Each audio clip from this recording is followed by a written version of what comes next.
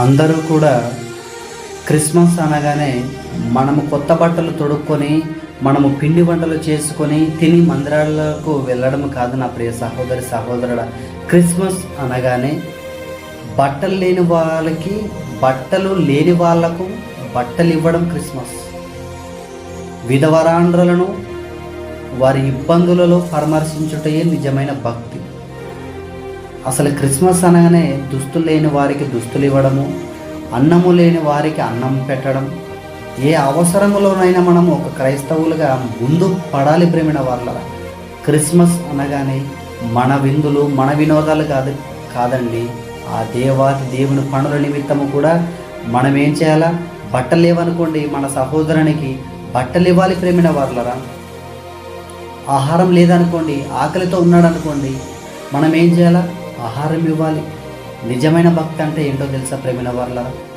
దిక్కులేని వారిని విధవరాండ్రులను వారి ఇబ్బందులలో పరామర్శించుటయే నిజమైన భక్తి అని ఆ దేవాతి దేవుడు చాలా చక్కగా రాసుకున్నాడండి.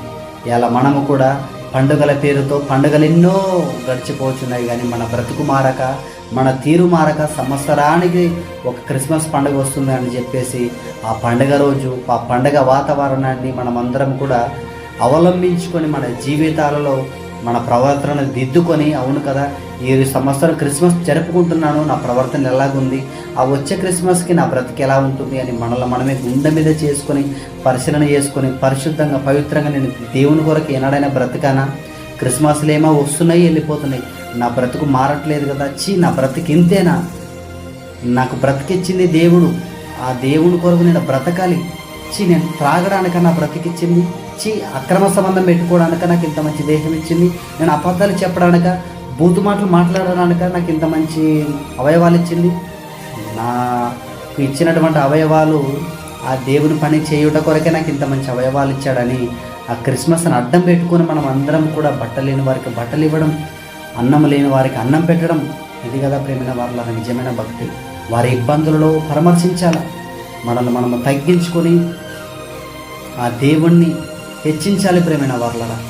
అందుకనే క్రిస్మస్ పేరుట ఎంతమంది ప్రియుల వాళ్ళ దాన ధర్మాలు చేస్తూ ఆ దేవుని చిత్తాన్ని నెరవేర్చినటువంటి ప్రియులు ఎందరో ఉన్నప్పటికీ ప్రియులారా, మనము కూడా ఆ దేవుని పని నిమిత్తము ఆ క్రీస్తు యేసు ప్రభుల వారు మనకు నేర్పించినటువంటి ఆ మహత్తులైనటువంటి మాటలు ఏవైతే ఉన్నాయో మనము ప్రతిదినము అనుక్షణము సత్క్రియలు, క్రియలు లేని విశ్వాసం